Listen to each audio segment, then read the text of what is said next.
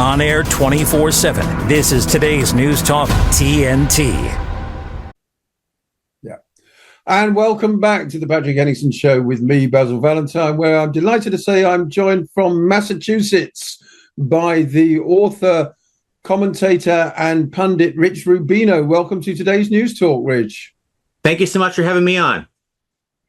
Well, it's an election cycle like no other. The attempted assassination of Donald Trump appeared to put him briefly in an unassailable position. I follow the markets on these things, and he shortened up to 5-1 on favorite. Of course, at that time, Biden was still in the race. In other words, at that point, the money said that he had an 80% chance of winning the presidency back. And now, just a couple of weeks or so later, Kamala Harris, who wasn't even on the ballot when Trump was shot, Nate Silver has got her 1.25 points ahead. It's been a roller coaster like no other. Rich, you're a student of presidential history. Can you remember anything like this? Well, I think the closest to this circumstance would probably be 1968, actually.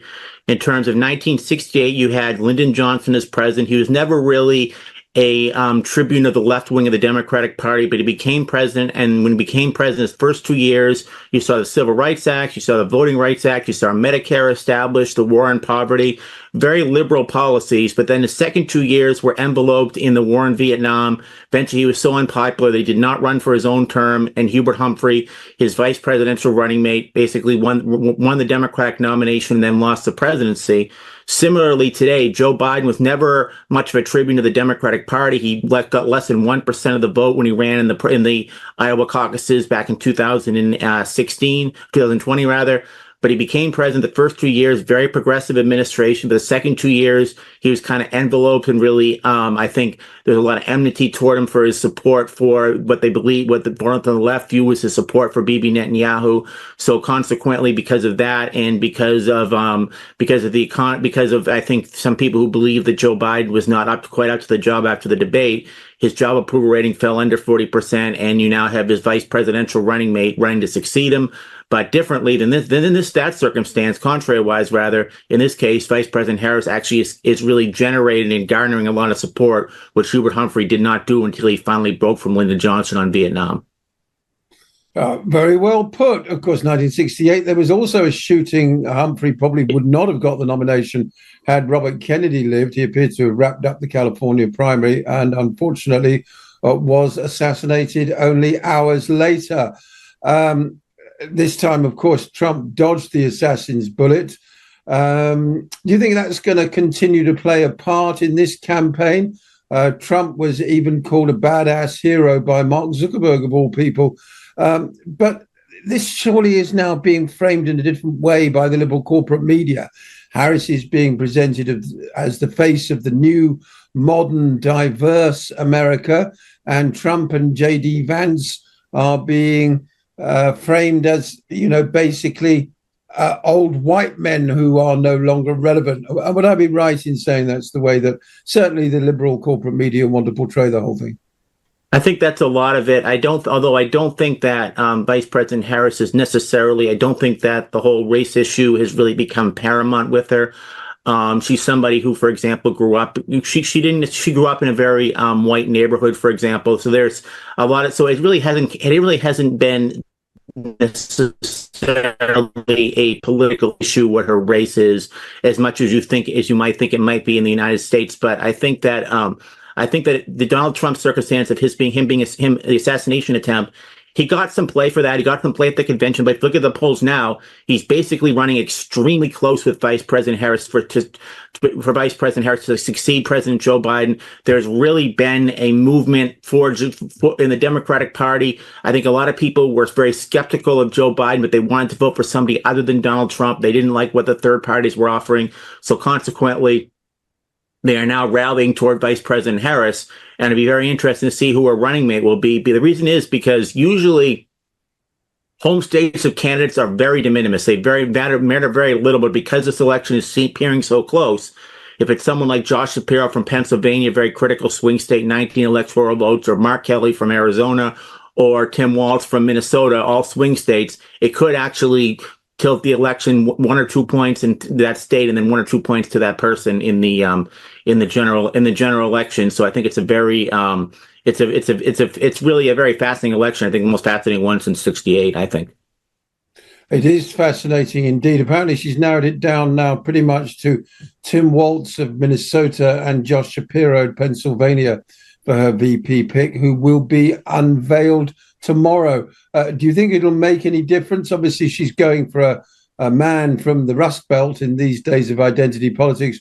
She's got to carry those key states in the Midwest to stand any chance of getting the White House, hasn't she? Yes, absolutely. The last time a state really mattered, where the vice presidential candidate probably gave the candidate a state, and then that candidate probably won the election because of that, was actually 1960, when John F. Kennedy picked Lyndon Johnson of Texas. Johnson helped him a little bit in the South as well. Other examples, 1968, Ed Muskie probably helped Hubert Humphrey carry Maine. I think Al Gore helped Bill Clinton carry Tennessee back in 1992. Mm-hmm. But it's usually not the number one issue when you're choosing a candidate. Usually it can get you a 2 or potentially a 3% bump. And then some cases like John Edwards in North Carolina, when John Kerry picked him back in 2004, had absolutely no effect whatsoever because he wasn't particularly popular in North Carolina. So you have to kind of look at that scenario too. How are they playing in their home states? In this case, both Governor Walz, who was just reelected last time, and Governor Shapiro, who won in a landslide his first term as governor. Before that was Attorney General. They're both pretty popular in their home states. Minnesota is a state the Democrats have won actually every year since 1972, but it's becoming more and more Republican. The Democrats would like to take it off the table. In terms of Pennsylvania, there's really almost no scenario you can envisage where Donald Trump wins the presidency without carrying Pennsylvania. Theoretically, he could win Michigan and he could win Wisconsin, but Pennsylvania is critically important, and that's why I think the Republicans fear Josh Shapiro right now. Yeah, even though, I mean, he's got his own baggage, but then so does every candidate. Speaking of baggage, of course, the Democrats have been trying to sink Donald Trump for a couple of years now with all the legal baggage. That appears to have melted away at the moment. None of the pre-existing cases look remotely irrelevant anymore, even though, of course, every time certain talking heads appear on MSNBC and the like, they do always preface now Donald Trump's name with the words convicted felon. But I'm seeing a story that's first surfaced in the Washington Post last week, reporting former Attorney General Bill Barr shut down a probe into whether the Egyptian government illegally funneled $10 million to Trump's campaign in 2016. Is there any fire underneath that particular smoke, Rich? I don't think so. I don't think any scandal. I think people that are concerned about the scandals involving Donald Trump are not going to vote for Donald Trump anyways. I think we're at this point of kind of diminishing returns right now. The more you bring up, the more Donald Trump can use this, and there'll be a backlash. Donald Trump could talk about the media going against him. They can talk about politicians going against them. In terms of scandals, I don't think that's going to be the paramount issue for Vice President Harris. Vice President Harris, I think the issues she will run on will be more substantive than trying to take on the scandals, which have already, to the point that they diminish the president. I think they've diminished the president, and I think there's just a point of diminishing returns right now. You can't go any further down that rabbit hole. No, I think if you're a Trump supporter, you really don't care what anybody says about him now. You can't trash him any further, and likewise, he's utterly irredeemable in the minds of millions of other Americans, rightly or wrongly. We're going to take a short break now. When we come back, I'll be asking my guest, what exactly is that Kamala Harris platform? At the moment, it seems like a blank sheet of paper. We'll be right back after this short break. This is the Patrick Henningsen Show. We're today's News Talk, TNT. Indeed we are, and I'm Basil Valentine sitting in for Patrick Henningsen. Rich Rubino is a political analyst, author, and presidential historian, and I'm delighted to say I'm joined by him for this afternoon's program. Rich, Kamala Harris suddenly lionessized, perhaps I should say, by the media, and taking a small lead over Donald Trump in the opinion polls. But she speaks in word salads. She was an abysmal candidate 4 years ago when eviscerated by Tulsi Gabbard on the debate stage, causing her to withdraw before the Iowa caucus, didn't get a single vote. And that's because Nobody wanted to vote for her. So to avoid further humiliation, she pulled out. Then, of course, the potentially controversial DEI pick, which got her the job ahead of Susan Rice. And now she presents herself to the American people for the top job. A couple of points. First of all, Hillary Clinton must be absolutely seething that she hasn't get another shot at it, and that Harris will be the first woman president if she wins. And, basically Hillary Clinton's time is done. But also, what a terribly low standard of politician we have nowadays on the world stage in general. And I'm talking about Britain as well. You mentioned Hubert Humphrey, the losing candidate in 1968. He was nevertheless a proper heavyweight politician, something of an intellectual. And I personally think Richard Nixon was much underestimated and now much maligned following Watergate. Of course, perhaps less charitable things can be said about Gerald Ford, but nevertheless, we're at a very low ebb in terms of the intellectual caliber, the vision, or the oratory of anybody on the stage at the moment, particularly Harris. Well, I think it's interesting you brought up Hubert Humphrey. Hubert Humphrey, very similar to Joe Biden, actually. They're both career politicians. And they both Hubert Humphrey talked about the politics of joy, where he was a very happy warrior. He was called the happy warrior. It was actually a term that Franklin Roosevelt had actually coined on Al Smith back in 1924 at the Democratic Convention, but it became Hubert Humphrey's moniker. And Hubert Humphrey just ran at the wrong time. I think that in 1968, when he was talking about being pleased as punch and the politics of joy, the country was enveloped in the Vietnam War, race riots, and it was just not quite the issue. This not the domestic issues that Hubert Humphrey had always championed. In terms of somebody like Joe Biden, very similar. He's never particularly popular in the United States. When he ran for president the first time in 1988, and here's a British connotation, Neil Kinnock, the Labour leader, he actually plagiarized a speech that he was using, and much of it was from Neil Kinnock, and then they found out that he had actually taken stuff from, believe it or not, Hubert Humphrey and Robert F. Kennedy and Martin Luther King Jr. That's right. Yeah. Yep. Yeah. So consequently, he was a dreadful candidate. He's always been a dreadful candidate, Biden, But he was a good candidate for the Senate. And when he was first elected, he was only 29 years old. And he took on an incumbent Republican named Caleb Boggs. And Richard Nixon had convinced Caleb Boggs to run for re-election because he was the guy who could keep the seat in the Republican hands. Biden basically had a free primary that year. He was only 29 years old, just got elected to office at a very local level. And he actually landed up upending him, the second youngest senator in American history. And he was elected 6 more times without really having much of a battle. Obviously, he was in a very small state of Delaware. When he tried on the national stage, first in 1988, he never made it to the Iowa caucuses. 2008, he was basically overshadowed by Barack Obama, John Edwards, Hillary Clinton. Never made it really. He was never really seen as a serious candidate, in part because he had supported the Iraq War. He had supported NAFTA. He was not really seen as the sort of a candidate that was going to win that year. That year was tailor-made for Barack Obama. So he wanted somebody from the Senate, someone with Senate experience, someone who had much support from labor. So he looked at Joe Biden and said, Joe Biden, you're the pick for vice president. 2016, he decides not to run for president to succeed Barack Obama. Hillary Clinton wins the nomination, loses the presidency. Then in 2020, he decides to get in. And his rallies in Iowa and New Hampshire were very sparsely attended. He loses the Iowa caucuses, loses the New Hampshire primary, and loses the Nevada primary, the three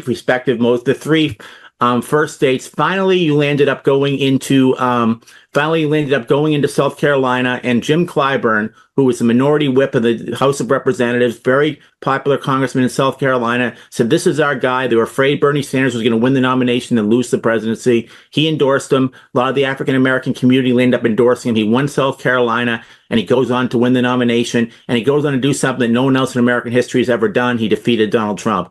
But his job approval rating never really got above 50% as president. And after that debate performance, I think many in the Democratic Party were saying we really, really need somebody new. And that's why you can have the vice president. And that's why they cleared the field for her. Yeah, absolutely. But what is she going to run on, Harris? I mean, apparently her platform at the moment is pretty much a blank sheet of paper. She did an abysmal job as the border czar. Total failure. And no doubt that's what Donald Trump will be skewering her on should they ever meet on the debate stage. Well, you're right, by the way. Tulsi Gabbard, who was a congressman from woman from Hawaii, during the one thing a lot of people remember from that was he actually eviscerated her for her record of prosecuting people for marijuana offenses while she was district attorney. So that was very much an issue. She didn't really have much of a response other than to kind of look at her and say, well, you met with Bashar al-Assad. So she has to do a lot better than that. I think her basic platform, I think one of the things she's going to emphasize is certainly abortion rights, reproductive freedom, as she would call it. I think that she's going to emphasize the fact that Donald Trump being elected president allowed for there to be two more conservative justices on the court, and then you had a 6-3 majority, and they overturned the Roe v. Wade decision. She would say that essentially that she would nominate all pro-choice justices as well as lower level justices who are kind of the farm team for the major leagues, if you will.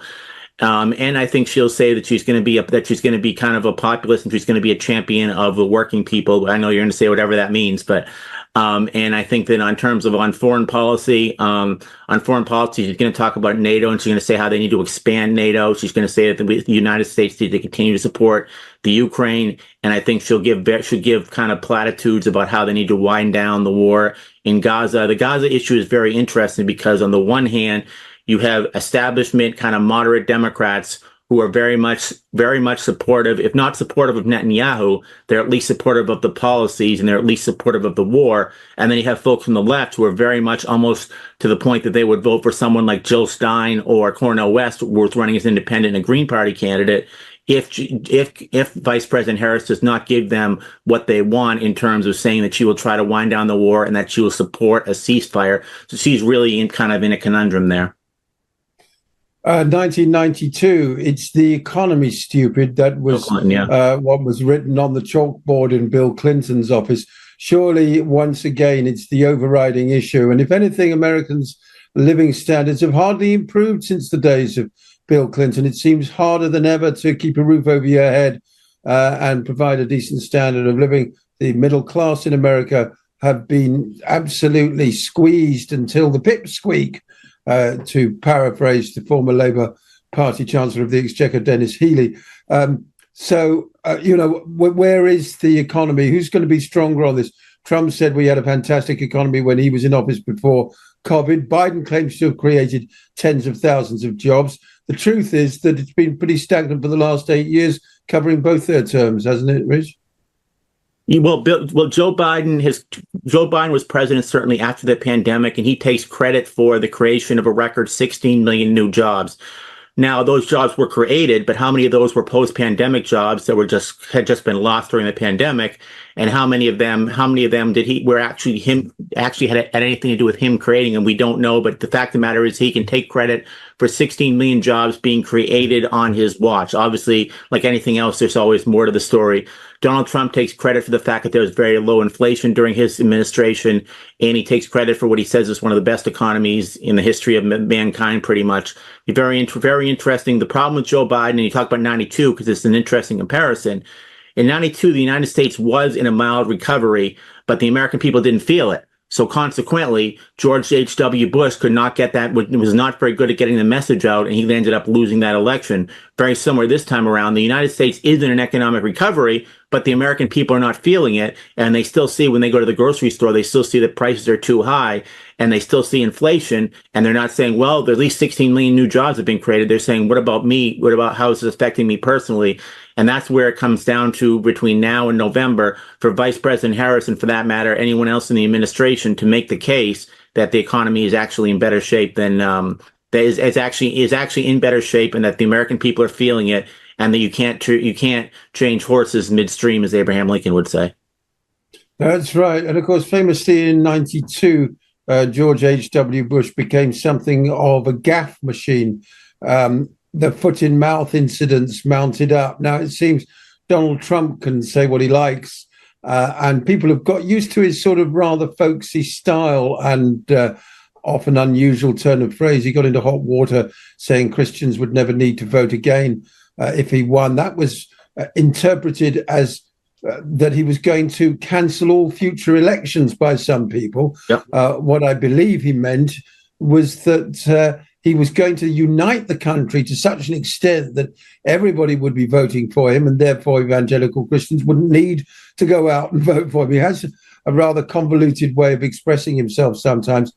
J.D. Vance might also be something of a gaffe machine with his childless cat lady's comment, but his wife has come to his aid, saying that was just a quip. Short on, proper policies and things, do you think this might end up being just simply a case of who puts their foot in their mouth less? That's great. No, I don't think so. I think it's going to be more. This is actually, I think, going to be more of a policy-oriented presidential campaign. I think that both candidates are going to make a litany of gaffes. I think that the vice presidential candidates, obviously, J.D. Vance is spending a lot of time talking about his past criticisms of Donald Trump, comparing him to Adolf Hitler. I mean, this is literally who he compared him to back in 2016, saying that he hated cops, everything that he had said before he was a candidate for the United States Senate, taking on childless cat ladies, taking on people that don't have children in general. This is not a particularly good look for Donald Trump, who I think wants to pick up a single vote, which is millions and millions of Americans. On Joe Biden's side, Joe Biden was obviously a self-proclaimed gaffe machine. Vice President Harris hasn't made quite as many gaffes, but there's certainly some that you can see on your social media feed, like where she's explaining what it means to go up in the clouds, talking about the internet, for example. But I think this is going to be more policy-oriented. And for that matter, maybe not even policy-oriented, but it's going to be personality-oriented. And it's not going to be about Vice President Harris. It could be any standard milquetoast Democrat. It's really going to be the former president. Donald Trump is such a polarizing lightning rod. It's going to be, do you like Donald Trump or do you not like Donald Trump? And I think you're right. I think that's really what the election is going to be decided. Beyond that, it's going to be policy-oriented. But any sort of gaffes, I think people have come to the point where they realize that politicians are going to make gaffes, and I don't think that J.D. Vance is necessarily going to have all that much deleterious effects other than just a little bit of embarrassment on the Donald Trump campaign. You mentioned the third-party runs of Jill Stein and Cornel West. I'm not sure if West is still running, certainly not making much noise. Stein, of course, does have a constituency among progressives, one that Harris can't really afford to lose to her. If you remember, Ralph Nader, of course, possibly cost Al Gore the presidency. And then there's the Robert F. Kennedy Jr. factor. He's on the one hand on good terms with Donald Trump, and they actually share some points of view. People were even talking about Kennedy as Trump's possible running mate, 9 months, 12 months ago. But now a series of texts to an unnamed person reported by the New Yorker today have Kennedy calling Trump a terrible human being, the worst president ever, and barely human, even though Kennedy has been linked to sounds like J.D. Vance. Exactly. It does make me laugh, but the thing is, to the Donald, I think that's water off a duck's back. He's so thick-skinned. I think you can say what you like about him. He doesn't really take it personally anymore. No, he doesn't take. If he were to take it personally, he would not have picked J.D. Vance as his vice presidential running mate. He would not have entertained Mitt Romney as being his Secretary of State after Romney had said that he's essentially a phony and a fraud. Donald Trump, a lot of the people that he appoints in administration are people that had very much criticized him beforehand. Nikki Haley, he made a UN ambassador. Nikki Haley was very much a Marco Rubio supporter, very critical of Donald Trump at one point. For Jill Stein, I think that Jill Stein, you have to wonder how many of her voters are only going to come out for Jill Stein, and how many of them, if would actually come out and potentially vote for Joe Biden, and then potentially vote for Vice President Harris. I think most of them are so disillusioned with the system that it could be that you're just adding voters to the equation. I don't know how many would actually vote for a major party candidate. Robert F. Kennedy, I think that he's interesting because I think he's the worst nightmare for Donald Trump. In part because he can run to the right of Donald Trump on vaccine mandates, for example. He can run against the pharmaceutical industry. Even though his last name is Kennedy, he doesn't really have a lot of supporters that a traditional Kennedy would get from the left wing of the political spectrum. So I think that he's kind of the worst nightmare. That's why I think Donald Trump was trying so hardly to get his endorsement. By the way, the best candidate scenario for Donald Trump would have been for Kennedy to have run in the primaries against Joe Biden, which he did until he was ignored by the party, and try to embarrass Joe Biden in that respect. But that didn't happen. And now Donald Trump, I think, has got to do everything possible to try to minimize any damage that Kennedy could levy on his campaign.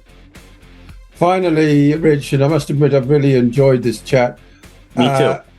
Harris names her VP pick in the morning. who do you think it's going to be first? And secondly, who's going to be inaugurated on January the 4th? That's not the same question as who's going to win the election. Who do you think will be inaugurated? I think it will be Josh Shapiro, just because they're going to have the rally in Philadelphia, and it'll be extreme I saw embarrassment if they have it in Philadelphia, the home state of the governor of Pennsylvania, and she announces somebody else. I just can't see that happening. Maybe. Yeah, I think you're right. I had $5 on Tim Walz at 14-1. So it's a good price considering he's still in a 2-horse race. And finally, who will be inaugurated? Who will be